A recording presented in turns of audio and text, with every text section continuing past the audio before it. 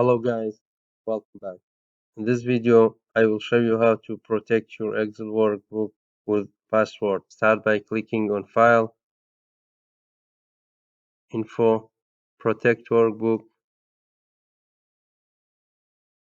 Pick this one, enter your password, re-enter your password again. Now to open this file, the password is required. Save your file. Now I want to open the same file. Let us see the password is required or not.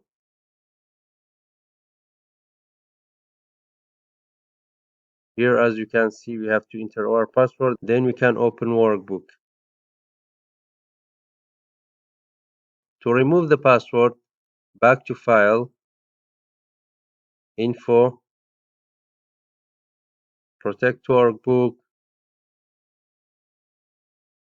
remove your password. Now you can open your workbook without password. Thanks for watching. I hope you found this video to be helpful. For more daily tips and tricks, subscribe us and don't forget to like the video.